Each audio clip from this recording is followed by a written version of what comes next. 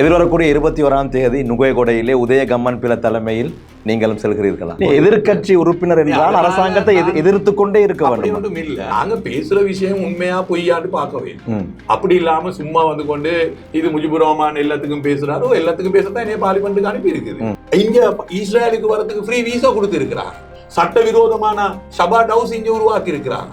முஸ்லீம்களை கண்ட சிரிக்கு நாங்க பலஸ்தீனுக்கு ஆதரவான்னு சொல்றாங்க. அப்ப அவங்கட ரெட்ட வேஷமா வெளியே கொண்டாடுறது, அவங்க எடுக்கிற இந்த டபுள் ஸ்டாண்ட தெளிவா நான் மக்களுக்கு சொல்றதுல என்ன தவறு இருக்குது, அதைத்தான் நான் வெளியே கொண்டாடுறேன். இப்ப இந்த டபுள் ஸ்டாண்ட் வெளியே கொண்டாடுறப்போ போல இந்த என்பிபிக்கு ஆதரவா இருக்கிற கொஞ்சம் பேருக்கு அது நோவுது, அது அவனுக்கு வருத்தம். அப்ப அந்த குரூப்புக்கு செல்லணுமே இனவாத. இப்ப இதே தான் மொட்டு கட்சியுடைய உறுப்பினர்கள் அன்று நாங்க கோட்டாபே மைந்தே எதிர்க்கிற காலத்துல அடிச்ச கோமெண்ட் நியாயம் தான். இல்ல, வெலிகம தவிசாளர் கொல்லப்படுகிறார், அவருக்கு நேரடியாக பாதாள உலகத்தோடு சம்பந்தம் இருக்கின்றது, நீங்கள் அவரை தேர்தலில் நிறுத்தி இருக்கிறீர்கள். அது நாகரிகம் அல்ல, அது அவ்வளவு நல்லமான ஒரு ட்ரெண்டும் அல்ல. அது நாளைக்கு உங்களுக்கும் நடக்க. இப்ப எனக்கு என்ன சரி செய்யணுமான ஆட்களுக்கு எனக்கு செஞ்சு போட்டுட்டு அதுக்கு ஒரு அரசாங்கத்துக்கு சொல்லும் இல்லை இவர் அவர்களோட தொடர்பு பாய்ந்தார், இவர்களோட தொடர்பு பாய்ந்தார். அனூர் அரசாங்கம் முஸ்லிம் சமூகத்திற்கு கொடுத்த வாக்குறுதிகளை நிறைவேற்றி இருக்கின்றது என்றுதானே முஸ்லிம்கள் நினைக்கிறார்கள்.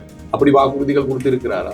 பல அரசியல் கலாச்சாரத்தை புதுசா வந்த இந்த 159 பேரு செஞ்சு கொண்டு போறாங்க. நீ அவ்வளவுதான் நடக்குது. சில நேரத்துல சில அமைச்சர்கள் பேச போகல எனக்கு ஜான்சன் பெர்னாண்டோ நினைவு வருது, மைந்தானந்தே நினைவு வருது. அவர்கள் அப்படி இருந்து இன்றைய ஆட்சியாளர்களுக்கு அவர்கள் தங்களுடைய ஆதரவை வழங்கலாமே. அப்படி செய்ய இயலா. அவர்கள் சம்பளம் எடுக்கிறது மக்களோட வரி பணமா. அதனால அரசியல்வாதிகள் தவறான விஷயம் செய்தாலும் அதை நிராகரிக்கிறது அவர்களுக்கு அதிகாரம் இருக்கிறது. அவருக்கு சொல்ல கேலியை தான் எனக்கு இந்த இதை சொன்னது அது சொல்லித்தான் நான் செஞ்சேன். சில போது ஒரு நிமிடம் ஒரே ஒரு நிமிடம்.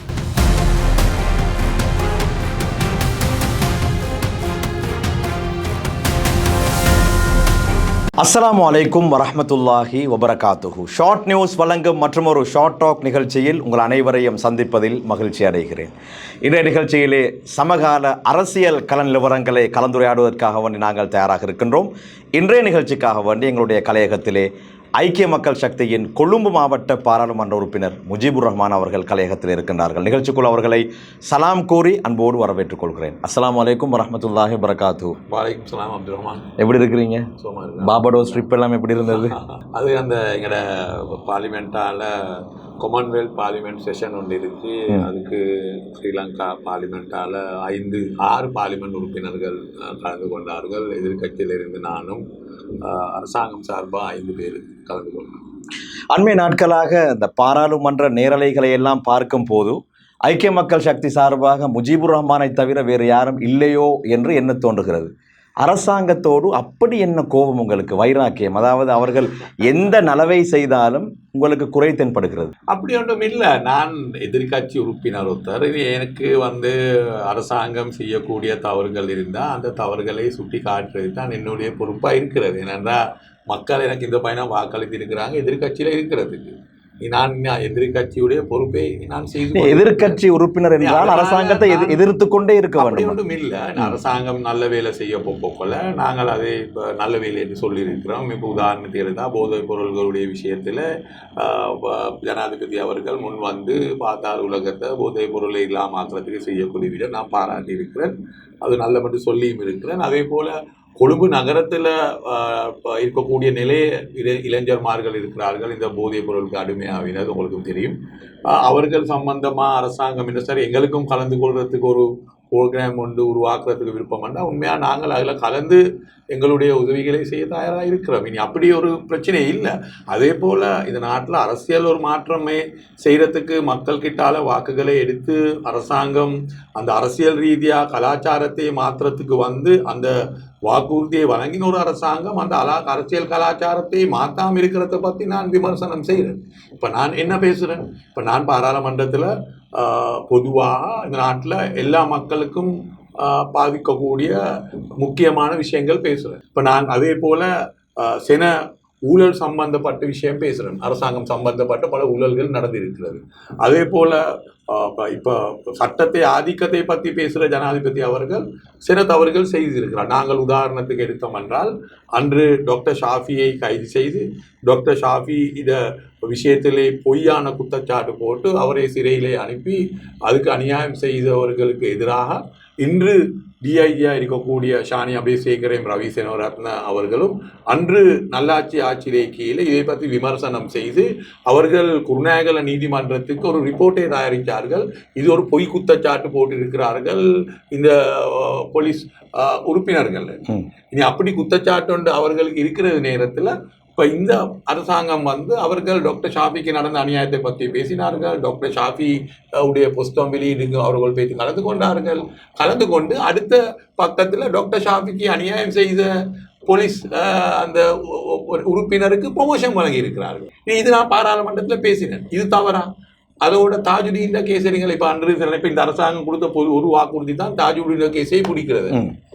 இப்போ நான் அன்று பாராளுமன்றத்தில் சொன்னேன், இப்போ நீங்கள் தாஜுதீன் கேஸை உண்மையாக உங்களுக்கு பிடிக்கிறதுக்கு தேவை ஒன்று இருக்கிறதாண்டு தாஜுதீன் ஆக்சிடென்டால் மவுத்தாவினேண்டு பொய்யான ரிப்போர்ட்டை எழுதி அன்று நீதிமன்றத்துக்கு அதை பாரம் கொடுத்த அன்று இந்த போலீஸ் அதே பாரமாக இருந்த அவர் இன்று இந்த அரசாங்கத்திட்ட லோ அண்ட் ஆர்டர் மினிஸ்ட்ரியில அட்வைசராக இருக்கிறார். இனி அவரை அங்கே வச்சுக்கொண்டு இப்படி தாஜுதீனை பிடிக்கிறது.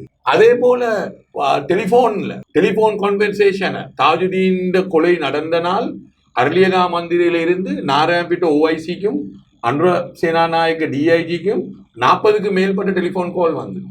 ஆனால் அது வந்தது அர்லேகா மந்திரில் போர்டுக்கு வந்து தான் அந்த டெலிஃபோன் கால் வந்திருக்குது, அவங்களோட மெயின் டெலிஃபோன் போர்டுக்கு ஆனால் அது போர்டுக்கு வந்தது அர்லேகா மந்திரிலேருந்து ஒரு காமரையில் இருக்கு. ஆனால் அது போர்டுக்கு வந்தது எந்த காமரையிலிருந்து கண்டுபிடிக்கக்கூடிய அந்த எக்யூப்மெண்ட்ஸ் இருந்தது இந்த டெலிஃபோன் நிர்வாகத்தில் தான் அது இருந்தது.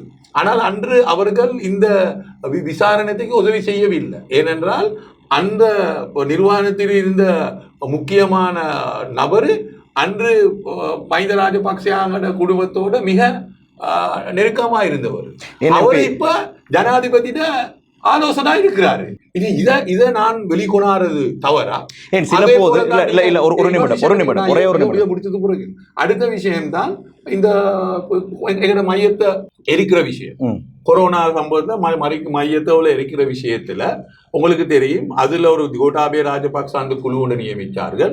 அந்த குழுவிலே அவர்கள் எடுக்கிற முடிவு நியாயத்தைப்படி அந்த குழுவில் அங்கத்தவராயிருந்து அன்று ஹெல்த் மினிஸ்ட்ரியில டிஜியாயிருந்து டிரெக்டர் ஜெனரலாயிருந்து அவர் கோட்டாபய ராஜபக்ச அவருடைய அரசாங்கத்தில் ஸ்போக்ஸ்மனா இருந்த அனில் ஜெயசிங் அவர் அன்று எடுத்த முடிவை நியாயப்படுத்தி பேசினவர். அவருக்கு இந்த அரசாங்கம் வந்ததுக்கு பிறகு அதுல ஹெல்த் மினிஸ்ட்ரியில செக்ரட்டரி ஆயிருக்கிறாரு. அதைத்தான் நான் சொல்ல வந்தது. எதிர்கட்சியில இருக்க போகல இதெல்லாம் கண்டிச்சு பேசின அந்த அனுகுமாருடைய அரசாங்கம் அவர்கள் ஆட்சிக்கு வந்ததுக்கு பிறகு எல்லாம் மறந்து இந்த அநியாயக்காரர்களுக்கு அநியாயம் செய்தவர்களுக்கு ப்ரொமோஷன் கொடுக்கிறாரு. இப்ப இது முஜிபுர் ரஹ்மான் பேசுறது தவறா? நீங்க எனக்கு சொல்லுங்க, நான் பேசாம இருக்க வேணுமா? ரைட். அது மட்டுமல்ல, இந்த பலஸ்தீன் விஷயத்தை எடுங்களே. இப்ப பலஸ்தீன் விஷயத்துல இந்த அரசாங்கம் பலஸ்தீன் பக்கத்துல இருக்கிறேன்னு பலஸ்தீனுக்கு ஆதரவா இருக்கிறேன்னு பேசுறது. அன்று ஜனாதிபதி யூஎன்லயும் பேசி பலஸ்தீனுக்கு ஆதரவா பேசினாரு. ஆனா அடுத்த ஆண்டு நெதன்யாவு பேசினாரு. நெதன்யாவு பேச போகல யூஎன் அந்த சபையில இருந்து எல்லாரும் வெளிவந்தாங்க. ஸ்ரீலங்கா உறுப்பினர் வெளியே வர இல்ல, அவர் இருந்து கொண்டிருந்தார். இங்க இஸ்ரேலுக்கு வரதுக்கு ஃப்ரீ வீசா கொடுத்து இருக்கிறாங்க. சட்டவிரோதமான ஷபாட் ஹவுஸ் இங்க உருவாக்கி இருக்கிறாங்க. முஸ்லீம்களை கண்டதிரிக்கு நாங்க பலஸ்தீனுக்கு ஆதரவான்னு சொல்றாங்க. அப்ப அவங்கட ரெட்ட வேஷமா வெளியே கொண்டாடுறது, அவங்க எடுக்கிற இந்த டபுள் ஸ்டாண்ட தெளிவா நான் மக்களுக்கு சொல்றதுல என்ன தவறு இருக்குது? அதுல என்ன சரி தவறு இருக்குதா? நான் என்ன சரி பொய் பேசி இருக்கிறேன்னா, அன்றகுமார பொய் பேசின மாதிரி நான் என்ன சரி அப்படி நான் அரசாங்கம் செய்ய இல்லாத என்ன சரி விஷயம் பாராளுமன்றத்தில் நான் சொல்லி இருக்கிறேன்னா? அப்படி ஒண்ணும் இல்லை. நான் எல்லாம் ப்ரூஃபோட நடந்த விஷயங்கள், அவர்கள் செஞ்ச தவறுகள், அதுவும் ப்ரூஃபோட தான் பேசியிருக்கிறேன், சாக்கியோட. ஒன்றுமே நான் பாராளுமன்றத்துல வெளியில சாக்கியா நான் பேசல.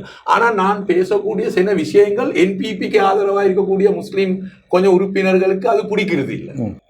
ஒரு கூட்டம் அதைத்தான அன்று பாராளுமன்றத்துல சொல்றீங்க. உங்களோட பேச்சுக்கு பின்னால கமெண்ட் பண்ணக்கூடிய அது என்பிபில இருக்கக்கூடிய சிங்கள சகோதரர்களே, அவர்கள் என்ற இனத்தை எடுத்து என்ற மதத்தை எடுத்து அவங்க கமெண்ட்ஸ் போடுறாங்க. என்பிபிக்கு ஆதரவா இருக்கிற முஸ்லீம்கள் அதை எதிர்க்கிறாங்களும் இல்ல, அது மௌனமா இருந்து நான் பேசுறதை எதுக்குறான். இப்ப இதே ஒரு கூட்டம் தான் அந்த மஹிந்த ராஜபக்ச பின்னாலையும் இருந்தது. மஹிந்த ராஜபக்ச எது செஞ்சாலும் சரியண்டு அந்த மொட்டு கட்சியோட ஒரு முஸ்லிம் கூட்டம் ஒன்று இருந்தது. இப்ப அதே கூட்டம் இப்ப அன்றகுமாரோட பின்னாலே இருக்கிறான். அன்றகுமார எது செய்யணும் அது அவரு ஒரு கலிஃபாண்டு நினைச்சு கொண்டு இருக்கக்கூடிய ஒரு கூட்டம் ஒன்று இருக்குது. ரைட்டா? அதுக்கு எனக்கு செய்ய வழி இல்ல. நான் வந்து தூய்மையா செய்றீங்க. நான் வந்து அரசியலுக்கு இன்றைக்கு நேத்து வர இல்ல. ரைட்? எனக்கு ஒரு அரசியல் ரீதியா ஒரு வரலாறு ஒன்று இருக்குது. ரைட்? அதனால நான் இந்த நாட்டில் அரசியல் கலாச்சாரத்தை மாற்ற வேணும். அவர்கள் வாக்கு உரிமைகள் மக்களுக்கு கொடுத்திருந்தார்கள், வாக்குகள் கொடுத்திருந்தார்கள். அவர்கள் கடந்த காலத்தில் நடந்த இந்த அரசியல் கலாச்சாரம் மாத்திரே என்று அவர்கள் பேசினார்கள். அநியாயக்காரர்களுக்கு அவர்களுடைய அரசாங்கத்தில் இடமில்லை என்று சொன்னார்கள். ஆனால் இப்ப அது ஒன்றும் நடக்குது இல்லை. இப்ப அநியாயக்காரருக்கு இடம், தாஜுதீனுக்கு அநியாயம் செஞ்சவருக்கு அரசாங்கத்தில் இடம் கொடுத்திருக்கிறார்கள். டாக்டர் ஷாஃபிக்கு அநியாயம் செஞ்சவங்களுக்கு ப்ரொமோஷன் கொடுத்திருக்கிறார்கள். எங்களுடைய மையத்தை எரிச்சவர்களுக்கு அதை நியாயப்படுத்தி பேசினவர்களுக்கு ப்ரொமோஷன் கொடுத்திருக்கிறார்கள். பலஸ்தீனை சம்பந்தமா இரட்ட வேஷமா இருக்கிறார்கள். இனி அதை பேசுறது எதுதான்? ஏன் எம்பி நீங்க இதை இப்படி எடுக்கக்கூடாது? அதாவது அன்றைய காலத்துல இந்த அரசு அதிகாரிகளுக்கு அவர்களுக்கு மேலுள்ளவர்கள் மீது நம்பிக்கை இல்லை. அவர்களுடைய உயிராபத்து ஏதாவது செய்துவிட்டால் எங்களுக்கு ஏதாவது அச்சுறுத்தல் ஒன்று வரும் என்று அவர்கள் அப்படி இருந்து இன்றைய ஆட்சியாளர்களுக்கு அவர்கள் தங்களுடைய ஆதரவை வழங்கலாமே. அரசத்துல வேலை செய்கிறவர்களுக்கு அவர்களுடைய பொறுப்பு தான் அரசியல்வாதிகள் செய்ய சொல்ற எல்லா வேலையும் செய்யறது அல்ல. அப்படி செய்ய இயலா. அவர்கள் சம்பளம் எடுக்கிறது மக்களோட வரி பணமால். ரைட்? அதனால அரசியல்வாதிகள் தவறான விஷயம் செய்தாலும் அதை நிராகரிக்கிறது அவர்களுக்கு அதிகாரம் இருக்கிறது. ரைட்? அப்படி பார்த்தோம் என்றால் இப்ப இப்ப இப்ப அப்படியான இப்ப நிறைய அதிகாரிகள் இருக்கிறார்கள். அப்படியான எல்லாரும் சரி. அப்படியான டாக்டர் ஷாஃபிட விஷயத்துல அவரை கைது செஞ்ச அதிகாரி அவரும் சரி. ஏன் அவருக்கும் அரசியல்வாதி சொன்னேன்னு சொல்லலுமே. இப்ப டாக்டர் ஷாஃபிட விஷயத்துல ஒரு அரசியல்வாதியும் சொல்லல டாக்டர் ஷாஃபியை கைது செய்ய சொல்லி.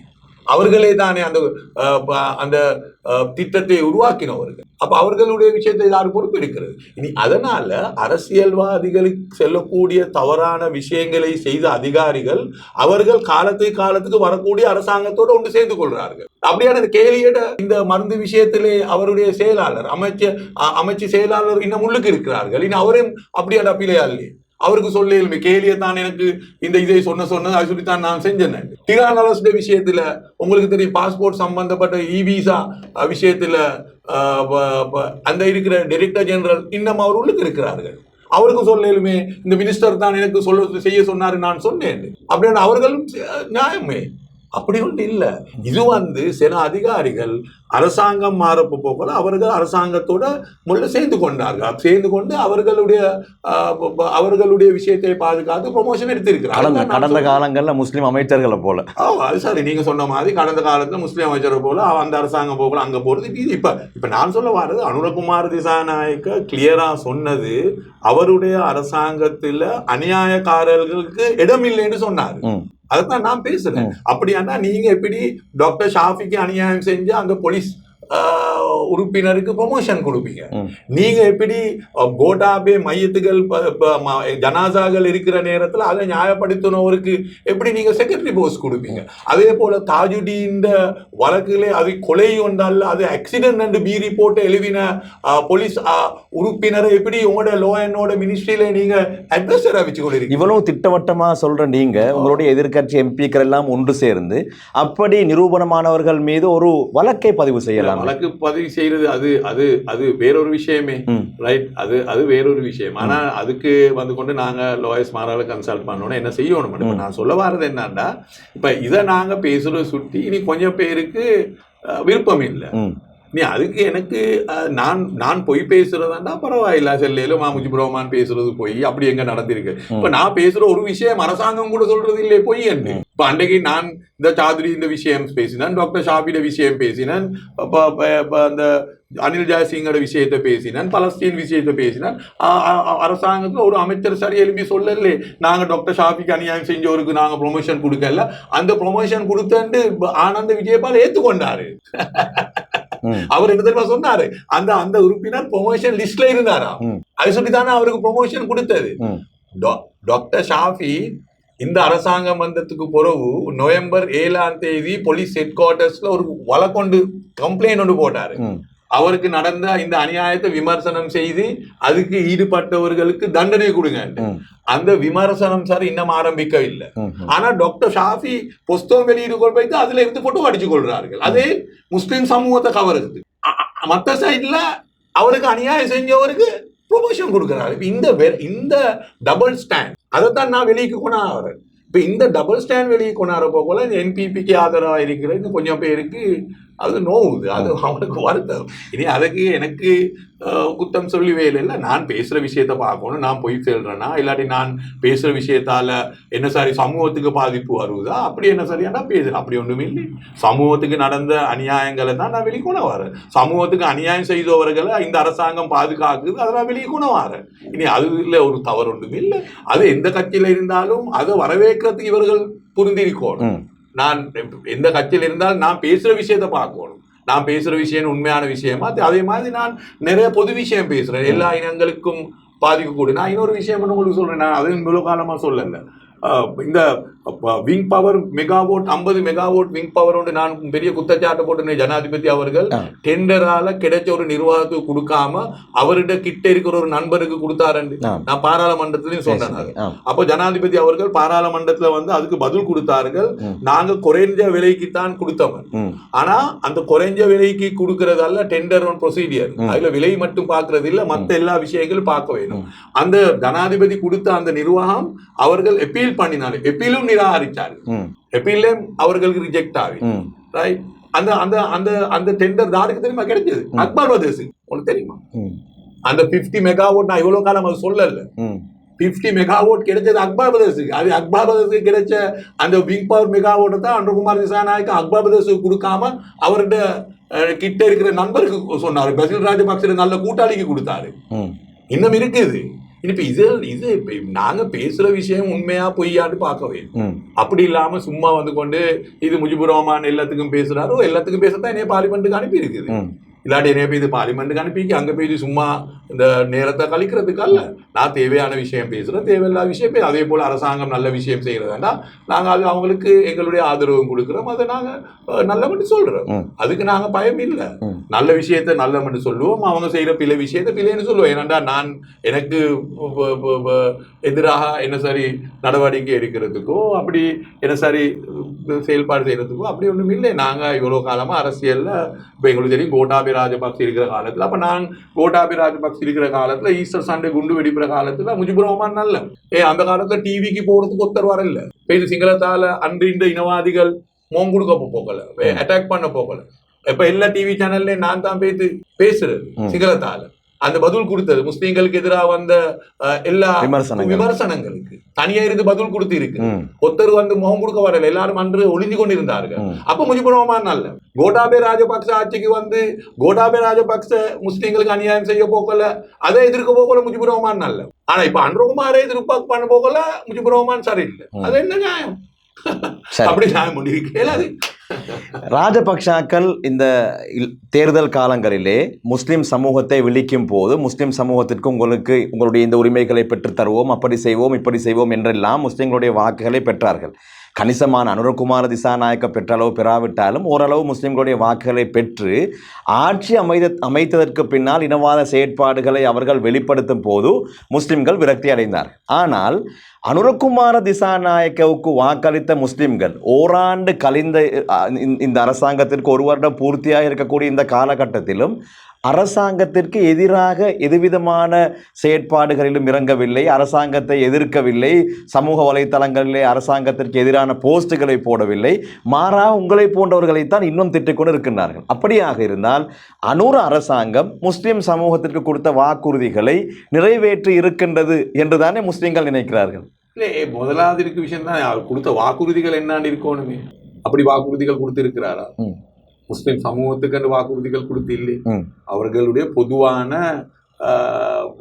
தேர்தல் விஞ்ஞானம் இருக்குது, விஞ்ஞாபனம் இல்லை எம்பி. அதாவது முஸ்லிம் சமூகம் எதிர்பார்த்தது இந்த நாட்டிலே நிம்மதியாக வாழ வேண்டும், இனவாதம் இருக்கக்கூடாது. இப்ப நான் சொல்ல வாரது அப்படி அவர்கள் ஒரு சமூகத்துக்கு தனித்தனியா கொடுத்த வாக்குறுதிகள் இல்லை. பொதுவா இந்த நாட்டுக்கு அவர்கள் அவர்களுடைய வேலை திட்டத்தொண்டு முன்வைத்து இருக்கிறார்கள். அந்த வேலை திட்டத்தை பத்தி தான் நானும் பேசுறது. ரைட், அவர்கள் முஸ்லீம்களுக்கு கொடுத்த வாக்குறுதியை பத்தி நான் பேசல. ரைட், அப்படி வாக்குறுதிகள் கொடுத்திருந்தான்னா அதை நிறைவேற்ற வேணும். ரைட், அப்படி தனிப்பட்ட ரீதியா எனக்கு தெரிஞ்ச அளவுக்கு முஸ்லீம்களுக்கு வாக்குறுதி கொடுத்தவும் இல்லை, தமிழ் மக்களுக்கு வாக்குறுதி கொடுத்தவும் இல்லை. அகில இலங்கை ஜமியத்துல் உலமாவுக்கு சென்றார் அனுரகுமார். அங்கே சென்று ஜமியத்துல் உலமா அனுரகுமார் மட்டுமல்ல, எல்லா தலைவரும் அன்று பேசி சந்திச்சார்கள். எனவே இப்ப நான் சொல்ல வாரது வந்து கொண்டு இப்ப இந்த நாட்டுல இனவாதத்தை உருவாக்காம இடம் கொடுக்காம இருக்கிறது அது நல்ல விஷயம். அது பிரச்சனை இல்லை. இப்ப அது தேவை, அது கட்டாயமா அதை நிப்பாட்டணும், அதை எதிர்க்கணும், அதுக்கு இடம் கொடுக்க வேணும். அது இடம் கொடுக்காம தான் இருக்கணும். இப்ப இந்த நர்ஸ் ஆங்கட விஷயத்தை பார்த்தோம்னா அதுலயும் இப்ப கடந்த காலத்துல இப்ப நாங்க பார்த்தோம்னா கொஞ்சம் இனவாதத்தை உருவாக்குறதுக்கு சில விஷயங்கள் சில யூடியூப் சேனல் ஆட்கள் ட்ரை பண்ணினாங்க. அதே போல பலஸ்தீன் பிரச்சனையை முன்வைத்து கொண்டு கொஞ்சம் இஸ்லாமோபோபியாவை கொண்டு வந்தாங்க. ஆனா அதுக்கு அரசாங்கம் நடவடிக்கை எடுக்க வேணும். இப்ப நான் அதே மன்று சொன்னேன், ஏன் அரசாங்கம் மௌனமா இருக்கிறார்கள்? இவர்கள் ஹேட் ஸ்பீச் பேசுகிறார்கள். இவர்கள் சிங்கள மக்கள் மத்தியிலே மீண்டும் முஸ்லிம் மக்களை பத்தி தவறா கருத்து தெரிவித்துக் கொண்டு முஸ்லிம் மக்களும் சிங்கள மக்கள் மத்தியிலே சந்தேகங்கள் உருவாக்குறதுக்கு பேச்சுகள் இப்போது யூடியூப் சேனல் செய்கிறவர்கள் பல இந்த தனிப்பட்ட நபர்கள் பேசிக்கொண்டு இருக்கிறார்கள். ஆனால் அதுக்கு இடம் கொடுக்க கூடாது. ரைட், அதை அரசாங்கம் நிறுத்த வேணும். நிறுத்து அவர்களுக்கு எதிராக ஆக்ஷன் எடுக்க வேணும். அப்படி இல்லாம போனா அது வளர்ந்து கொண்டு போனதுக்கு பிறகு அதுக்கு ஒன்றுமே செய்யலாம் போகும். ரைட், இனி அதனால இனவாதத்தை நிறுத்துறது, அதை தடுக்கிறது, எல்லா மக்களுக்கும் சமமா கவனிக்கிறது அது நல்ல விஷயம். அதுல நாங்கள் ஒன்றுமே அரசாங்கத்துக்கு நாங்கள் குற்றச்சாட்டு இல்லை. நான் குற்றச்சாட்டு பண்ணினது அவங்களோட டபுள் ஸ்டாண்ட். அந்த டபுள் ஸ்டாண்ட் அவங்க சில விஷயங்கள்ல 2 டபுள் ஸ்டாண்ட் எடுத்து இருக்கிறாங்க. அவங்களுக்கு ஒரு முகத்தை காட்டுறது, மற்றவங்களுக்கு ஒரு முகத்தை காட்டுறது, இது பிழை. அப்படியான அவங்களுக்கு ஒரு கொள்கையில அவங்க இருக்க வேணும். அப்படியான டாக்டர் ஷாஃபியோடு இருக்கிறேன்னா ஷாஃபியோடு இருக்கணும். அப்படி இல்லாட்ட அந்த ஷாஃபிக்கு அநியாயம் செய்த போலீஸ்காரனை பாதுகாக்கிறேன்னா அவனை பாதுகாக்க வேணும். அவனுக்கும் அங்கு நல்லவனமாய் மூத்த காட்டிக்கொண்டு, இங்கே நல்லவனமாய் மூத்த காட்டிக்கொண்டு, பலஸ்தீனுக்கு நல்லவனாய் மூத்த காட்டிக்கொண்டு, அங்கே இஸ்ரேலுக்கும் நாங்க நல்ல மண்டு போட்டு மூட்டை காட்டிக்கொண்டு, இது வந்து கொண்டு அந்த அவங்களோட இந்த இரட்ட வேஷம் கொண்டு இருக்கிறது தான் எனக்கு விளங்குது. எனக்கு விளங்குற விஷயத்தை தான் நான் சொல்றேன். இனி அது எதிர்காலத்துல பார்ப்போம். நான் சொல்றது சரியா பிழையானு நான் காலம் இருக்கிறது. இப்பதானே அரசாங்கம் வந்து பிரச்சனை அதுதான். உங்களுக்கு விளங்கக்கூடிய விடைய முஸ்லிம் சமூகத்திற்கு விளங்குது. அது காலம் போக தானே மக்கள் விளங்குவோம். இப்ப நாங்க வந்து கொண்டு சில விஷயங்கள் அரசியல்வாதிகள் ஆவினா அந்த சில விஷயங்கள் நாளைக்கு நடக்கக்கூடிய விஷயத்தை இன்றைக்கு அவருக்கு தெரிஞ்சிருக்கும். அரசியல் சொல்றதும் ஒரு விஞ்ஞானம் தான். எல்லாரும் அரசியல் செஞ்சதுக்கு எல்லாரும் அரசியல்வாதிகள் ஆகுறது இல்ல. எல்லாரும் மந்திரி ஆகினதுக்கு எல்லாரும் அரசியல்வாதிக்கும் அல்ல. அது எப்படி அரசியல் சொல்றது ஒரு விஞ்ஞானம். நீங்க டாக்டர் கிட்ட போய்த்து மருந்து எடுக்கிறது மாதிரி தான் அரசியல்வாதியோட அரசியல் பேசுறது. அதை நாங்க புரிஞ்சுக்கொள்ளணும். அது சொல்லி எனக்கு சில விஷயங்கள் எதிர்காலத்துல நடக்கக்கூடிய விஷயங்கள் எனக்கு விளங்குது. அது சொல்லித்தான் நான் இப்ப அதை சொல்றேன். இனி மக்களுக்கு அது விளங்குது இல்ல. மக்கள் இன்னும் போக அவங்களோட எக்ஸ்பீரியன்ஸோட அவங்களோட அனுபவத்தோட அவங்க புரிஞ்சு கொள்வாங்க. இனி ஏன கடமை தான் அது விளங்கப்படுத்துது. நான் என்னோட கடமையை நான் செய்யறேன். இனி அதை ஏற்றுக்கொள்ள ஆட்கள் ஏற்றுக்கொள்வாங்க, ஏற்றுக்கொள்ள இல்லாத ஆட்கள் ஏற்றுக்கொள்ள மாட்டாங்க. அது எனக்கு பிரச்சனை ஒன்றும் இல்லை. உங்களுடைய அரசியல் அனுபவத்தோடு ஒரு நடுநிலையாக இருந்து அனுரகுமார அரசாங்கம் ஆட்சியை கைப்பற்றி ஓராண்டு நிறைவடைந்திருக்கிறது. இந்த அரசாங்கம் பாஸா ஃபெயிலா? இல்ல, நான் சொல்லுவானே இப்ப இந்த அரசாங்கம் பாஸா ஃபெயிலான்னு இப்போ ஒரு வருடத்துள்ளுக்கு அரசாங்கம் விசேஷமா அவர்கள் அந்த பொருளாதார சம்பந்தமா கொடுத்த வாக்குறுதிகள் இருக்கிறது. ரைட்டா, அவர்கள் எதிர்கட்சியில் இருக்கிற நேரத்தில் பல வாக்குறுதிகள் கொடுத்தார். பெட்ரோல் சம்பந்தமா, டீசல் சம்பந்தமா, மின்சாரம் சம்பந்தமா, வெட் சம்பந்தமா, அத்தியாவசிய பொருள்களுடைய வெட்டை சம்பந்தமா, சிறு பிள்ளைகள் வாங்கக்கூடிய புஸ்தகங்களுக்கு அடிக்கிற வெட்டை சம்பந்தமா, இப்படி பல வாக்குறுதிகள் கொடுத்தார். உங்களுக்கு தெரியும். ஆனா அது ஒன்றுமே இன்னும் ஒரு காட்டி நிறைவேற்றி இல்லை. ஒரு வருடம் காலம் பெய்தது. ரைட்டா, அவர்கள் இன்னும் அந்த செல்ல வாக்குறுதிகள் ஒன்றும் நடக்கவில்லை. அதே போல அரசியல் கலாச்சாரத்தை மாத்திரத்தை பத்தி அவர்கள் பேசினார்கள். ரைட், கடந்த காலத்துல நடந்த அரசியல் கலாச்சாரத்தை நாங்க மாற்ற வேணும் என்று. ஆனால் ஜனாதிபதி அவர்கள் அந்த கலாச்சாரத்தை அவரே முத உடைச்சது தான். அவருடைய செயலாளரை நியமிக்க நேரத்தில் அவருடைய ஒரு நண்பரை அவர் செயலாளர் ஆக்கினார். ஜனாதிபதியுடைய செயலாளர் குமாரநாயகா அவருடைய நண்பன். ரைட், அவருக்கு விட சீனியர் ஆட்கள், அந்த தகுதி உள்ள ஆட்கள் இருந்தார்கள். ஆனால் அனுரகுமார் அவர்களை நியமிக்கவில்லை.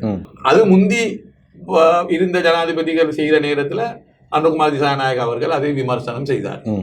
ரைட். அதே போல ஆடிட்டர் ஜெனரல், இப்போ ஆடிட்டர் ஜெனரல் அவர்களுடைய நீங்கள் காடர் அடிப்படையில் வரவில்லை என்று சொல்கிறீர்கள். இல்ல, காடர் அடிப்படையிலே வரவில்லை, தகுதி உள்ள அவர்களுடைய நீங்கள் பார்த்தீங்கன்னா அந்த அவர்களுடைய பொலிசி புக்லே கூட மிக கிளியரா சொல்லியிருக்கிறார்கள். அரசாங்கத்தில் அவர்கள் அதிலே இந்த அரசாங்கத்தில் நியமனம் வழங்குற நேரத்தில் அதில் இருக்கக்கூடிய டேலண்டான ஆட்கள், வேலை செய்யக்கூடிய ஆட்கள், தகுதி உள்ள ஆட்களுக்கு முக்கியத்துவம். சில போது இந்த கலாச்சாரத்தை மாற்றுவதற்காக வேண்டி நம்பிக்கையான தனக்கு மிகுந்த நம்பிக்கையுடையவரை தெரிவு செய்யலாம். நம்பிக்கையான போடையில இப்ப நீங்க இருக்கல, இப்ப டிப்ளமேட்ஸ் எம்பசிடர்ஸ் மாரோல அப்பாயிண்ட் பண்ணா நீங்க அவங்கள்ட்ட போனீங்கன்னா அவங்கள்ட்ட நானேக்கிறமாய் பேஜ் நம்பர் 54 இல்லாட்டி 74 அவங்க கிளியரா சொல்லியிருக்கிறாங்க, நாங்க எங்கட அரசாங்கத்தின் கீழ் நாங்க எம்பசிடர் மாற அப்பாயிண்ட் பண்ண போல ஃபாரின் மினிஸ்ட்ரியில இருக்கக்கூடிய ப்ரொஃபஷனல் இது சம்பந்தமா ப்ரொஃபஷனலா இருக்கக்கூடிய ஆட்களை தான் நியமிக்கிறது. இப்பைக்கு 500 பேர் அனுப்பினாங்க. அந்த 500 பேர்ல நான் எனக்கு தெரிஞ்ச அளவுக்கு 2 பேர் இல்லாட்டி ஒருவர் தான் ஃபாரின் மினிஸ்ட்ரியில இருந்து போனவர்கள். மற்ற எல்லாம் அரசியல் ரீதியா அவர்கள் கொடுத்த அப்பாயின்மெண்ட். சில ஆள்கள் அவர்களுடைய கட்சியிலே தேர்தலுக்கு நின்று கொழும்பு மாவட்டத்தில் தோல்வி அடைஞ்சவர்களுக்கு எம்பசிடர் பதவி கொடுத்திருக்கிறாங்க. சில நபர்கள் இந்தியாவுக்கு அனுப்பின டிப்யூட்டி எம்பசிடர் வந்து அவருடைய கட்சியிலே காடர் ஒருவர். அப்படி அவர்களுக்கு ஆதரவா இருந்தவர்கள் தான் நியமிச்ச. இதை கடந்த அரசாங்கம் செய்யற காலத்துல அனுகுமார் திசாநாயக்கா அவர்கள் இதை வன்மையை கண்டித்தார்கள், இது பிழை என்று சொன்னார்கள். ஆனால் அவர் வந்ததும் இது பிழை தான் செய்தார்கள். இப்ப இதே போல நிறைய விஷயங்கள் இருக்குது அவர்கள் பிழையா செஞ்சு கொண்டு வாரது. இப்ப நான் சொல்ல வாரது, இப்ப அரசியல் கலாச்சாரத்தை மாத்திரேண்டு வந்து போட்டு 159 பேரு புதுசா பாராளுமன்றத்துக்கு வந்து புது அரசியல் கலாச்சாரமா உருவாவினது இல்ல. பழைய அரசியல் கலாச்சாரத்தை புதுசா வந்த இந்த 159 பேரு செஞ்சு கொண்டு போறாங்க.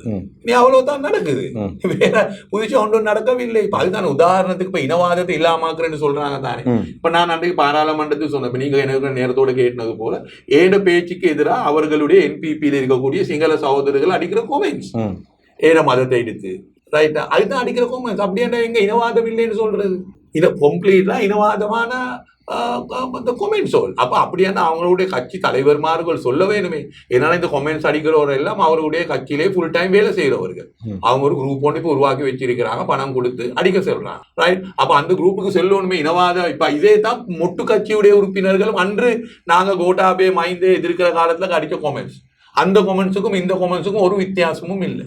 சிலத்துக்கு அவர்களோ தெரியாம மறுபடியும் என்பிபியோட சேர்ந்து கொண்டு அதே கொமெண்ட்ஸ் அடிக்கிறவர்கள். எனவே நான் சொல்ல வரேன், இப்ப அரசியல் கலாச்சாரம் மாத்திரன்னு சொல்லி சும்மா பேச்சுக்கு சொல்லி வேலையில் அந்த கலாச்சாரத்தை மாத்தி காட்ட வேணும். அதுக்கு தான் மக்கள் இவர்களுக்கு இந்த அளவுக்கு வாக்களித்தது. ஆனா அந்த மக்கள் எதிர்பார்க்கிற நிலைமை நடக்க இல்லாததுனால தான் இன்று உள்ளூராட்சி தேர்தலில் அவர்களுடைய வாக்குகள் 23 லட்சம் குறைந்து இருக்கிறது. இந்த உண்மையை அவர்கள் புரிந்து கொள்ள வேண்டும். புரிந்து கொண்டு நாங்க சொல்ற விஷயங்களை அதுல உண்மை ஒன்று இருக்கிறார்கள் உண்மையை எடுத்து அந்த அவர்களுடைய இந்த வேலை திட்டங்களை மாற்றிக்கொள்றதுக்கு அவர்கள் அறிந்து கொள்ள வேண்டும். அப்படி இல்லாமல் நாங்க எங்களை சும்மா விமர்சனம் செய்து போனா இதுதான் கோட்டாபய ராஜபக்சக்கு நடந்தது.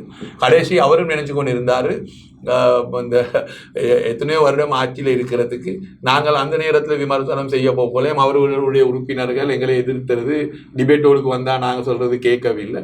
கடைசியில் 2 வருஷத்துல அவருக்கு போகக்கூடிய நிலைமை உருவாகி, அதனால இந்த அரசாங்கமும் அதை ஒரே பாடத்தை எடுக்கும். ஏன்னா மக்கள் கொடுக்கிற வரம் இருக்குது தானே, அந்த வரம் கல்லில் எழுவினது ஒன்றா அல்ல, கல்வெட்டு கிடையாது. அது எந்த நேரம் மாறுமோ தெரியும். அதை நாங்க எல்லாரும் ஞாபகத்துல வைத்துக் கொள்ள வேண்டும். அதனால அது இந்த அரசாங்கத்துக்கும் அது பொருந்தும். ஆனால் நீங்கள் சொல்லக்கூடிய கலாச்சாரத்தை விட மாறுபட்ட கலாச்சாரமாக நான் ஒரு ஊடகவியலாளராக பார்க்கக்கூடிய பல விடயங்கள் இருக்கின்றன. முன்னைய நாட்களை பொறுத்தவரையிலே ஒரு அமைச்சர் வருவதாக இருந்தால் முன்னால் 10 வாகனம், பின்னால் 10 வாகனம் நடக்குது. இப்ப உங்களுக்கு தெரியுமா ஜனாதிபதியுடைய பாதுகாப்பு கூட்டி இருக்குது. ஜனாதிபதிக்கும் பிரதமரையும் தவிர ஒரு சாதாரண இன்று கூட ஒரு நிகழ்ச்சிக்கு நான் சென்றேன். இப்ப ஜனாதிபதி அவர்கள் முந்தி இருந்த ஜனாதிபதி அவர்களுடைய பாதுகாப்புகள் எல்லாம் கூடுன்னு விமர்சனம் செய்தார், ரைட். முந்தி இருந்த பிரதமர் பாராளுமன்றத்துள்ளுக்கு நடமாற போகல, பாதுகாப்பு அவர்களுடைய பாதுகாப்பு உறுப்பினர்களோடு நடமாறை செய்யறதும் இவர்கள் விமர்சனம் செய்தார்கள். இப்ப இன்று இருக்கக்கூடிய பிரதமர் கூட பதவிக்கு வார நேரத்தை சொன்னாரு பாதுகாப்பு தேவையில்லை. இப்ப அவருடைய பாதுகாப்பும் கூட்டி இருக்குது. நான் இது வானம் மட்டும் சொல்லல, அனுகுமார ஜனாதிபதி அவருடைய பாதுகாப்பு கூட்டி இருக்குது. அவர்களுக்கு பாதுகாப்பு பிரச்சனை இருந்தா கூட்டத்தான் வேணும், அதை நான் விமர்சனம் செய்யல. ஆனா இவர்கள் எதிர்கட்சியில் இருக்கிற காலத்துல இதெல்லாம் விமர்சனம் செய்தார்கள், ரைட். விமர்சனம் செஞ்சு இன்று அவர்கள் இருந்ததுக்கு விட மேலா அதை அனுபவித்துக் கொண்டு இருக்கிறார்கள். ஜனாதிபதியும் பிரதமரையும் ஒரு பக்கம் வைத்து விடுங்க. ஏனே அமைச்சர்கள் அமைச்சர்களும் அப்படித்தான் எல்லா நீங்க சொல்லக்கூடிய இந்த பிரதி அமைச்சர்களா இருக்க வேலும் மற்ற அமைச்சர்களுக்கும் பாதுகாப்பு கொடுக்கிறார்கள். அவர்கள் வர முந்தி அங்க போய்த்து போலீசார்கள் பல விஷயங்களை பார்க்கிறார்கள். நீங்க சொல்றீங்க சென பாராளுமன்ற அமைச்சர் இல்லாத உறுப்பினர்களுக்கும் அவர்கள் ஒரு இடத்துக்கு போகிறேன்னா அந்த ஏரியாவில் இருக்கிற போலீஸ் ஸ்டேஷன்ல இருக்கக்கூடிய போலீசார்கள் முந்தி அப்படி போய் முன்னாலே போய் அவர்கள் நிற்கிறார்கள். இனி அதனால பாதைகளிலே அப்படியான விடயங்களை காண கிடைக்கவில்லை. நீங்க சொல்ற ஒருத்தர் 2 பேர் அப்படி இருக்கேலும் எல்லாருக்கும் அல்ல, நான் பொதுவா சொல்றேன் என்னன்னா அவர்கள் கடந்த காலத்துல பாதுகாப்பு தேவையில்லை, எங்களுக்கு வாகனம் தேவையில்லை, நாங்க பஸ்ல வந்து தான் வேலை செய்வோம், எங்களுக்கு கேன்டீன்ல சாப்பாடு தேவையில்லை, நாங்க வீட்டுல இருந்து சாப்பாடு கொண்டாடுவோம் அப்படித்தானே தேர்தல் காலத்துல பேசுறாரு. இப்ப நேத்து அவங்களோட ஒரு அமைச்சர் என்ன சொல்றாரு, வாகனம் தேவைன்னு சொல்றாரு. வாகனம் இல்லாம எப்படி வேலை செய்யறேன்னு சொல்றாரு. இப்ப சாப்பாடு பிரச்சனை கேட்க போகல சொல்றாரு, நாங்க அப்படி சொல்லலைன்னு சொல்றோம். ஆனா சொன்னாங்க முந்தி பாராளுமன்றத்துக்கு வர முந்தி உங்களுக்கு தெரியுமே சாப்பாடு தேவையில்லை, நாங்க வீட்டுல சோத்தாக்கி கெட்டி கொண்டு வருவோம்னு சொன்னாங்க. இப்ப அப்படி ஒண்ணு நடக்குது இல்ல. காலையில போனா எங்களுக்கு விலகுது பார்லிமெண்ட் கேன்டீன் வந்து வேற நாளைக்கு விட இப்போ சரியா மட்டும் சரியா அந்த அளவுக்கு ரஷ் ஆயிருக்கு.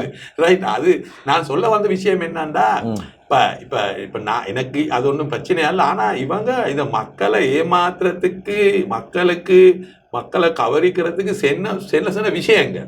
இப்ப அன்றகுமார திசாநாயக் அவர்கள் முந்தி ஏசினார்கள், முந்தி போற எம்பி மாறு, ஜனாதிபதி மாறு, மினிஸ்டர் மாறு 700 மில்லியன் வாகனத்துல போறார்கள், 500 மில்லியன். இப்ப அவர் போற வாகனத்துல என்ன வேலை, பிரதமர் போற வாகனத்துல என்ன வேலை, இப்ப அமைச்சர் மாறு போற வாகனத்துல என்ன வேலை, அதே வாகனம் தானே போனாங்க.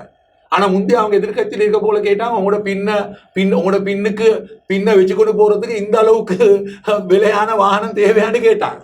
இன்றைக்கு அதெல்லாம் அவங்க வச்சுக்கொண்டு தானே போனாங்க. அதுதான் நான் சொல்ல வர்றது என்னன்னா, இவங்க மக்களுக்கு முன்னால வந்து பேசின சில விஷயம், நிறைய விஷயங்கள் இன்று அவர்கள் அதை மாத்தி இல்லை. அதே விஷயம் அதுதான் அரசியல் கலாச்சாரம் கூடுதலாக பெருசா நாங்க நினைச்ச அளவு கொண்டு மாறி இல்லை. பழைய கூட்டம் தோல்வி அடைஞ்சிக்கு புதிய ஒரு கூட்டம் வந்திருக்குது. அந்த கூட்டம் வந்து கொண்டு அந்த பழைய அரசியல் கலாச்சாரத்தை எடுத்துக்கொண்டு போறாங்க. ஆனால் பொதுமக்கள் சொல்லக்கூடிய விடயம், நாங்கள் ஒரு பிரதேச சபைக்கு சென்றால் அல்லது ஒரு அரசு அலுவலகத்துக்கு சென்றால் யாருக்கும் லஞ்சங்களை கொடுக்காமல் தைரியமாக எங்களுடைய வேலைகளை முடித்துக்கொண்டு வருகின்றோம். பாதையிலே நீங்கள் பாருங்கள், இரவு நேரம் நான் கூட ஒரு கள விஜயத்தை மேற்கொண்டேன். கொழும்பு முழுவதுமே நான் இரவு நேரத்திலே பயணம் செய்து பார்த்தேன், நானும் என்னுடைய நண்பர் சுரேனும். போலீஸ் அதிகாரிகளுடைய நடவடிக்கைகள் எப்படி இருக்கின்றன. உண்மையிலே போலீஸால் எம்பை நிறுத்தினாலும் கூட அவர்கள் லஞ்சம் வாங்க மறுக்கிறார்கள். நாங்கள் அதனை பிராக்டிஸ் பண்ணியும் பார்த்தோம். இப்படி ஒரு மாற்றம் இந்த நாட்டிலே ஒரு கலாச்சார ரீதியான மாற்றம் வந்திருக்கிறது. இல்ல நான் சொல்ல வாரது வந்து கொண்டு எல்லா விஷயத்திலையும் அல்ல, சில விஷயங்கள் நீங்க சொன்னது போல இப்ப லஞ்சமான விஷயத்துல அரசு அதிகாரிகள் லஞ்சம் எடுக்கிறதுக்கு பயமா இருக்கக்கூடும், அதோடு நடந்திருக்கும். அது நான் மறக்கவில்லை. இந்த விடயங்கள் தான் கொண்டு பொதுவான விஷயம் அவர்கள் பேசின டாபிக் கோட். மக்கள் மத்தியில சொன்ன விஷயங்கள்ல மேனா ஒரு மாற்றம் உண்டு, அரசியல் கலாச்சாரத்துல மாற்றம் ஒன்று காணவில்லை. ரைட். அந்த கலாச்சாரத்தை தான் அன்று இப்ப நீங்க பாத்தீங்கன்னா அன்று இருந்த கலாச்சாரத்தை தான் இந்த அமைச்சர்மாருடைய பேச்சை பார்த்து நான் பாராளுமன்றத்துல எனக்கு வந்து சில நேரத்துல சில அமைச்சர்கள் பேச போகல எனக்கு ஜான்சன் பெர்னாண்டோ நினைவு வருது, மைந்தானந்தே நினைவு வருது. ரைட்டா. அப்படி நிறைய பேர் அந்த முட்டுக்கட்சியில் அவர்களுடைய டோனே தான் வருது, ஏகாதிபதித்துவம். அவர்களுடைய டோனே ஒரு விளக்கம் கொண்டு கொடுக்க பார்த்தாலும் அந்த டோன் தான் வருது. அதைத்தான் நான் சொல்ல போறேன். அந்த அரசியல் கலாச்சாரம் மாறவில்லை, அது இன்னும் பேய்த்து கொண்டிருக்கு. எல்லாத்துலயும் அரசியலை மூட்டி இருக்கிறாங்க. இப்ப நாங்க எங்களுடைய பிரதேசத்துல அந்த பிரஜா சங்கத்தை உருவாக்க போனாலும் அதுக்கும் அமைச்சர் வாராரு.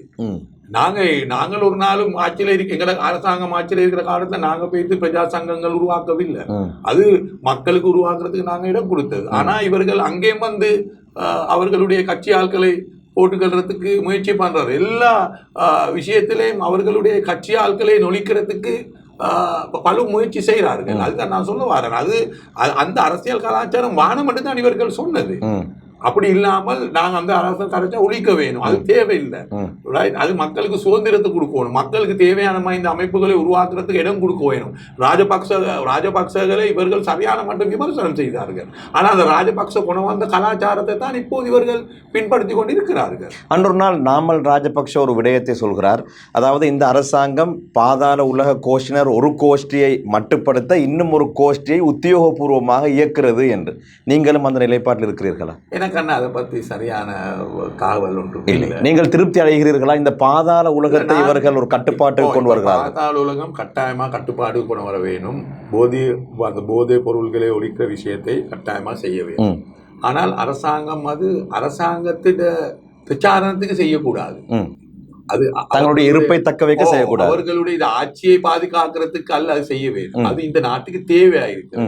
அந்த உணர்வோட நேர்மையோட அது செய்ய வேண்டும். அப்படி இல்லாமல் இது அவர்களுடைய இந்த ஆட்சியை தப்ப வச்சு கொள்றதுக்கு, ஆட்சியை பாதுகாத்துக் கொள்றதுக்கு, அதை வச்சு இந்த அரசியல் பிரச்சாரம் ஒன்று செய்யறதுக்கு செய்யக்கூடாது. ஏன்னா இப்ப எங்களுக்கு தெரியும், எல்லா காலத்திலேயும் எல்லா அரசாங்கமும் கூடுதலானவும் குறைகளாகவும் இந்த பாதாள உலகத்தை நசுக்கிறதுக்கு வேலை செஞ்சு இருக்கிறார்கள். ஒரு காலத்துல மதுஷாங்களை வெளியில இருந்து கொண்டாந்தாங்க, பல நபர்களை கொண்டாந்தாங்க. இப்ப எங்களுடைய ஆட்சி காலத்திலேயும் நிறைய பேர் துபாயில இருந்து கொண்டு வந்தாங்க. அது மட்டுமல்ல, எங்களுடைய ஆட்சி காலத்துல இந்த பாஸ்கு அந்த ஞாயிறு குண்டுவெடிப்புக்கு சம்பந்தப்பட்டவர்களை சவுதி அரேபியாவிலிருந்து கொண்டு வந்தாங்க. அது யாரும் இங்க தெரியாது. அது அந்த நாளுக்கு இந்த மீடியா எல்லாம் போட்டு கொண்டு வந்து கொண்டு மீடியாவுக்கு காட்டி கொண்டு அப்படி கொண்டு வரவே இல்லை.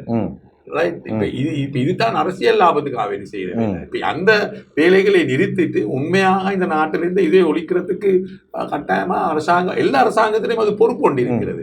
இது இந்த அரசாங்கத்துல பொறுப்பு. இதை செய்யறது அவர்களுடைய கடமை.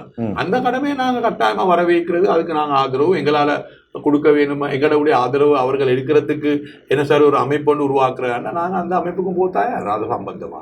அதாவது இந்த போதை ஒழிப்பு விவகாரத்திலே அரசாங்கம் முன்னெடுக்கக்கூடிய விடயங்களுக்கு நீங்கள் உங்களுடைய எங்களுக்கு ஒரு எதிர்ப்பும் இல்லை, அதுல மாற்று கருத்து ஒன்று இல்லை எங்களுக்கு. நான் சொல்றது ஒரு விஷயம்தான்.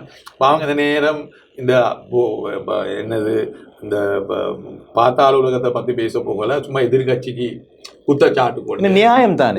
வெலிகம தவிசாளர் கொல்லப்படுகிறார், அவருக்கு நேரடியாக பாதாள உலகத்தோடு சம்பந்தம் இருக்கின்றது. நீங்கள் அவரை தேர்தலில் நிறுத்தி இருக்கிறீர்கள். அப்துல் ரஹ்மான், அதல்ல விஷயம். இப்ப அந்த வெலிகம தவிசாளர் 2018 இருந்து அவர் ஐக்கிய தேசிய கட்சியிலே தேர்தலில் இருந்து போட்டி போட்ட வந்தவர். அவர்களுக்கு வழக்குகள் இருக்கு, அது உண்மை. பல குற்றச்சாட்டுகள் இருக்கிறது. ரைட், அந்த வழக்கு இப்ப இந்த அரசாங்கத்துல வழக்கு இருக்கிற எத்தனை பேர் பாராளுமன்றத்துல இருக்கிறாங்க? போதையோடு சரி ஏதோ ஒரு சரி சம்பந்தப்பட்டவர்கள் இருக்கிறார்கள் தானே. எல்லாம் வழக்கு இருக்குது தானே, மோசடி செஞ்ச வழக்கோடு இருக்குது தானே. அது மட்டுமல்ல, இந்த நாட்டில பொதுமக்களுடைய சொத்தை எரிச்சவர்கள் கேபினெட்ல இருக்கிறாங்க இல்ல, இருக்கிறாங்க தானே. நிரூபிக்கப்பட்டவர்கள் இருக்கிறாங்களே. நிரூபிக்கப்பட்டவர்கள் கட்சி செயலாளராக இருக்கிறாங்க. நீ மறுவலுமீனி என்ன நீங்க காய்க்கிறீங்க? அதனால இவர் இன்னும் கோர்ட் முன்னாலே போயிட்டு குத்தவாளி ஆவல், அவருக்கு வழக்கு இருக்கு, அது நீங்க சொல்றது உண்மை.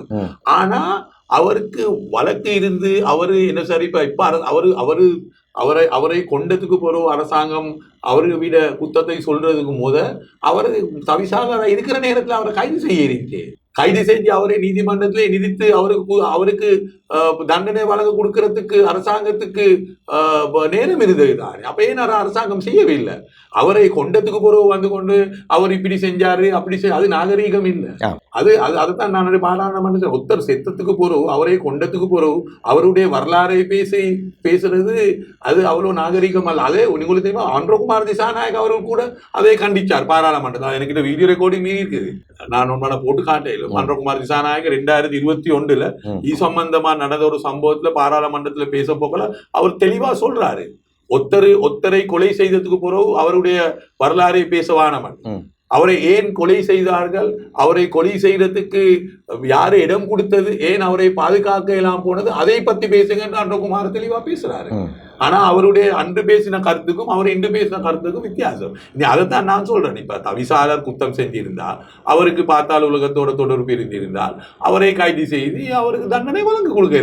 அப்படி இல்லாமல் அவர் பாதுகாப்பு கேட்டிருந்தாரு போலீசார்கள் கிட்ட, போலீஸ் மா அதிகாரிக்கு அவர் கடிதம் அனுப்பியிருந்தாரு.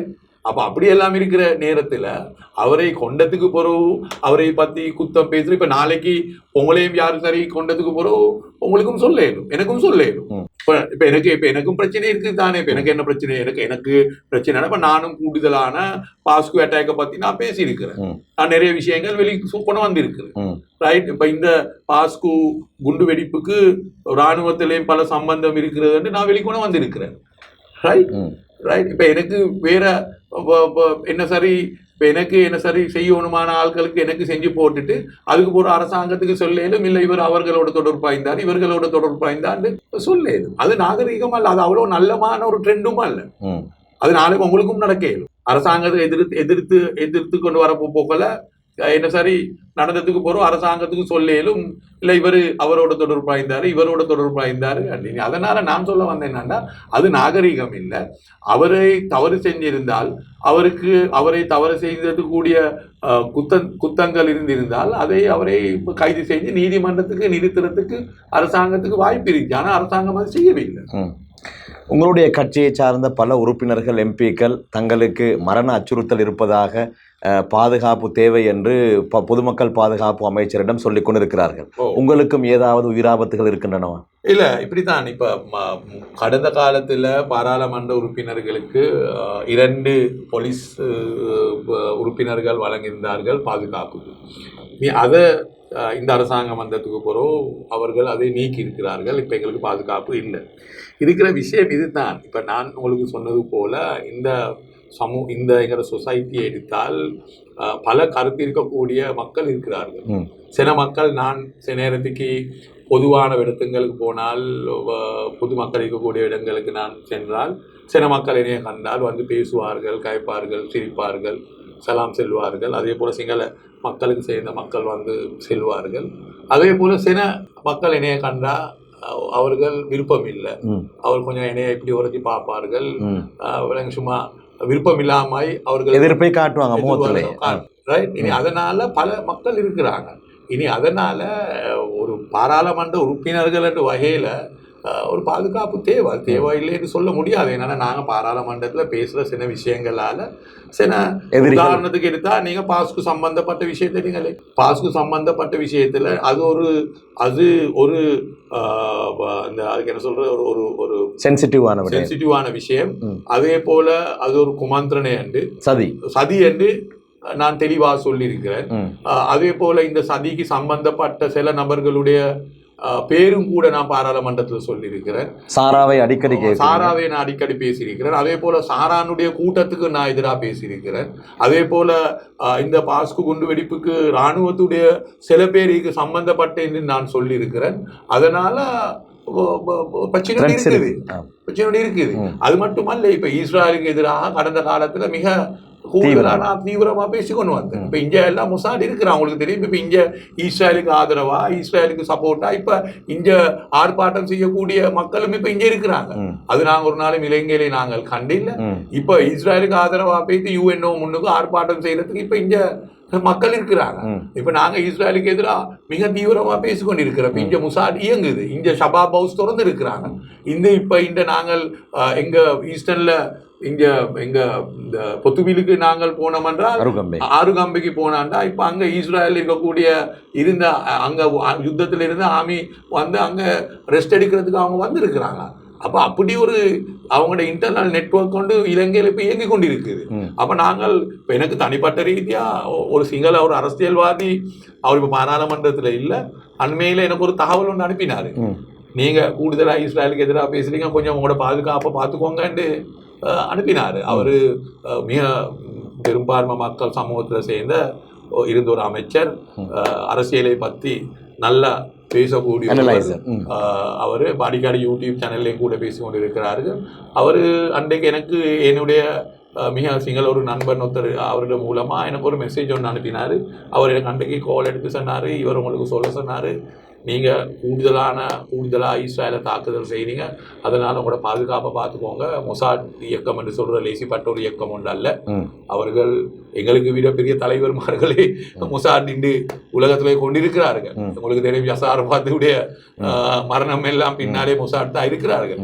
எனவே அப்படி பாதுகாப்போடு இருந்த தலைவர்மார்களை கொல்லக்கூடிய இஸ்புல்லா தலைவர்களை கொல்லக்கூடிய ஹமாஸுடைய தலைவர்களுடைய அவர்களுக்கு கொல்லக்கூடிய மொசாட் மாதிரி ஒரு அமைப்புக்கு நாங்கள் அவர்களை பார்க்க போகல, நாங்கள் நத்திங் அது சொல்லி தான் அவர் அந்த தாவலை எனக்கு அனுப்பினது. எனவே நான் சொல்ல வாரது இனி அதனால நாங்கள் பல விஷயங்கள் பாராளுமன்றத்தில் நாங்கள் கயக்கிறோம், ரைட்? அது அது அந்த அந்த கயக்கிறதால பல அதுக்கு சம்பந்தப்பட்ட நபர்களுக்கு அது ஒரு தாக்குதல் நடக்குது. இனி அதனால எங்களை ரியாக்ஷன் வரையிலும் வந்து எங்களுக்கு சொல்ல முடியாது, ரைட்? இனி அல்லாஹ் இருக்கிறான், விதி விலக்கல்ல, அல்லாஹ் பாதுகாப்பான், அந்த நம்பிக்கையிலே தான் இருக்கிறேன். எதிர்வரக்கூடிய 21ஆம் தேதி நுகேகொடையிலே உதய கம்மன் பில தலைமையில் நீங்களும் செல்கிறீர்களா? இல்ல, நாங்கள் ஐக்கிய மக்கள் சக்தி அந்த கூட்டத்துக்கு நாங்கள் செல்லவில்லை. உறுதியாக? என்ன காரணம்? காரணம் என்றால் அவர்கள் இந்த கூட்டத்தை ஒழுங்குபடுத்துறது நிச்சயமான ஒரு காரணம் ஒன்று இல்லை. அதே போல அவர்கள் அந்த கூட்டத்தில் கலந்து கொள்ளக்கூடிய பல கட்சிகளுக்கும் எங்களுக்கும் கொள்கை ரீதியாக பல வித்தியாசங்கள் இருக்குது, பல மாற்றங்கள் இருக்குது. அதனால் ஐக்கிய மக்கள் சக்தி அந்த கூட்டத்துக்கு கலந்து கொள்ளவில்லை. எதிர்வரக்கூடிய 21ஆம் தேதி உதயகம்மன் பில கூட்டணியிலே எஸ்ஜேபி ஐக்கிய மக்கள் சக்தி அந்த மாநாட்டிலே கலந்து கொள்ளாது என்ற உத்தியோகபூர்வமான செய்தியை எஸ்ஜேபி பாராளுமன்ற உறுப்பினர் முஜிபுர் ரஹ்மான் சொல்லியிருக்கிறார். எது எவ்வாறாக இருந்தாலும் இன்றைய நாளிலே உங்களுக்கு மத்தியிலே உங்களுக்கு எழக்கூடிய பல கேள்விகளை உங்கள் சார்பாக நான் கேட்டிருக்கின்றேன், பல பதில்களை சொல்லியிருக்கின்றார். எனவே அவர் சொன்ன பதிலிலே உங்களுக்கு ஏதாவது உடன்பாடு இருந்தால் அல்லது உங்களுடைய கருத்துக்கள் இருந்தால் கீழே கொமெண்ட் பகுதியிலே நீங்கள் உங்களுடைய கருத்துக்களை பகிர்ந்து கொள்ளுங்கள் என்ற வேண்டுகோளை விடுத்தவனாக இன்றைய நாளிலே என்னுடைய அழைப்பை ஏற்று எங்களுடைய கலையகத்திற்கு வந்து என்னுடைய எல்லா வினாக்களுக்கும் பதில்களை வழங்கிய கொழும்பு மாவட்ட பாராளுமன்ற உறுப்பினர் ஐக்கிய மக்கள் சக்தியின் மிக பிரதானமான பாராளுமன்ற உறுப்பினர் முஜிபுர் ரஹ்மான் அவர்களுக்கு நன்றிகளை தெரிவித்துக் கொள்கின்றோம்.